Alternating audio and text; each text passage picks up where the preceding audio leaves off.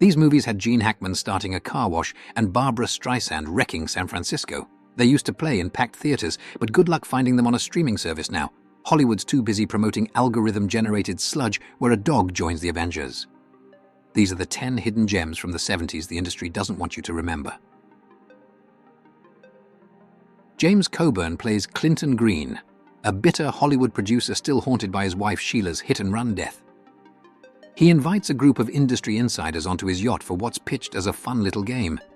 But this game is about exposing their darkest secrets, and things spiral fast. The script was written by Anthony Perkins from Psycho and Steve Sondheim, the Broadway legend behind Sweeney Todd. Roger Ebert called it a devilishly complicated thriller of superior class, and he wasn't wrong. It's one of those movies that completely pulls you in. Twists on top of twists. Clever as hell. Gene Hackman plays a tough ex-con with a dream of starting a car wash. Al Pacino is a soft-spoken drifter with too much heart and way too many secrets. They meet by chance on the road, and from there, it's bar fights, jail time, and just two broken men drifting through America trying to figure themselves out. Critics loved it. Audiences didn't. It only made $4 million, and most people don't even know it exists. But both Hackman and Pacino have called it one of their favorites. Hackman said it's his best performance. Pacino once said it was the best script he'd ever read. The failure hit Hackman hard. So much so, he started picking commercial projects right after. He didn't want to get burned again, and that just adds to the tragedy of how overlooked this movie is. The Taking of Pelham 123 is pure tension. 4 armed men hijack a New York City subway car and demand $1 million in under an hour, or they start killing passengers. Robert Shaw is chilling as the ringleader, Mr. Blue, and Walter Matthau plays Lieutenant Garber, the guy stuck trying to stop it all before things explode. This movie basically laid the groundwork for Die Hard a decade and a half later. And Roger Ebert got it exactly right. He said what makes this one stand out is that the characters actually matter. It's not just plot mechanics.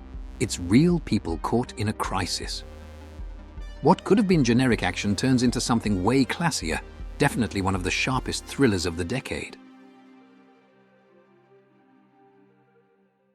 This is the movie that took classic noir and flipped it upside down. Robert Altman directs, and instead of the cool, razor-sharp private eye you expect, you get Elliot Gould as Philip Marlowe, mumbling, shuffling around in a wrinkled suit, always one step behind, but somehow still ahead of everybody. Altman drags Marlowe out of the shadows and drops him right into the middle of 1970s Los Angeles. It starts off simple. Marlowe gives his buddy Terry Lennox a ride to Mexico. A day later, Terry's dead. His wife's been murdered, and Marlowe's stuck in the middle of it all. This thing completely bombed when it came out. Box office barely cracked $959,000, and it cost $1.7 million to make. But over time, it turned into a cult classic. Still, most people today have no idea it even exists. Elaine May directed this one, and it's brutal. You've got Peter Falk and John Cassavetes as childhood friends, Mikey and Nicky. Nicky's a low-level mob guy on the run after skimming cash, and he calls Mikey for help. What follows is less a crime thriller and more a slow, painful unraveling of a friendship. Paranoia, bitterness, betrayal. It just gets uglier by the hour. The production went way over schedule, blew past the $4.3 million budget, and editing alone took a full year. Legal battles delayed the release for another year. It came out barely in 1976, disappeared almost immediately, only made $1.7 million. And after all that, May didn't direct another film until Ishtar, which went down as an even bigger disaster. This is another Robert Altman film, and it drops you right into the cold, muddy misery of the Pacific Northwest. Warren Beatty plays McCabe, a gambler with big ideas and no real plan. He sets up a saloon and brothel in a mining town, and then Julie Christie shows up as Constance Miller, an opium-smoking madam who knows exactly how to make it profitable. They team up, build something that actually works, And then everything starts falling apart when a giant mining company rolls in looking to buy them out. Critics loved it, but audiences at the time just didn't get it. And that's a shame, because this isn't just a great Western, it's a great movie, period. Roger Ebert put it best. He said Altman made a dozen great films, but this one is perfect, and he called it one of the saddest films he's ever seen.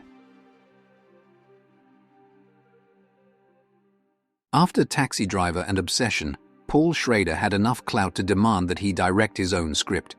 He took the risk, and it paid off. Set in Detroit, this film follows three auto workers, drowning in debt, stuck in soul-crushing jobs, and barely hanging on. So they decide to rob their union's safe. That alone would be enough for most movies. But Schrader doesn't stop there.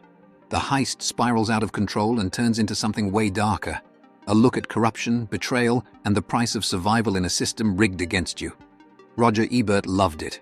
He called it an honest movie with real courage, even compared it to On the Waterfront, and said it works just as well as a human story as it does a political one. John Carpenter made this one for $100,000 and turned it into one of the tightest, most relentless siege thrillers of the 70s. And yeah, he pretty much just remade Rio Bravo, but with gang violence, synth music, and brutal shootouts. The setup is dead simple. A nearly abandoned police station in LA gets hit by a revenge-seeking gang, and the handful of people inside, one cop, one convict, and a secretary, are forced to fight back. No backup, no escape, and barely any bullets left. Carpenter edited the film himself under a fake name, John T. Chance, which just so happens to be John Wayne's character in Rio Bravo. It didn't make much noise at the box office, but over time, Assault on Precinct 13 turned into a full-blown cult classic. Right between The Godfather and Apocalypse Now, Francis Ford Coppola made The Conversation, a slow, paranoid little film that might just be his best. Gene Hackman plays Harry Cole, a surveillance expert who's built his life around staying invisible. The whole story hangs on one audio recording, a couple talking in a public square. Sounds innocent, but as Harry listens closer, he starts realizing they might be in serious danger. The movie only cost $1.6 million to make and brought in a modest $4.4 million. But forget the numbers. This thing won the Palme d'Or at Cannes, got 3 Oscar nominations, and still feels disturbingly relevant. Coppola called it his most personal film. He'd actually written the outline back in 1966, but couldn't get it financed until The Godfather blew up. Peter Bogdanovich took a genre everyone thought was dead, screwball comedy, and brought it roaring back to life. This movie is pure chaos in the best possible way. Ryan O'Neal plays a nerdy musicologist trying to win a research grant. Barbra Streisand plays a walking tornado who immediately latches onto him. There are 4 identical suitcases. They all get mixed up, and from there, everything spirals into total absurdity. Bogdanovich had spent years watching the old masters, Hawks, Capra, Sturgis, and when the moment came, he nailed it. With just a $4 million budget, the movie pulled in over $66 million at the box office, making it one of the year's biggest hits.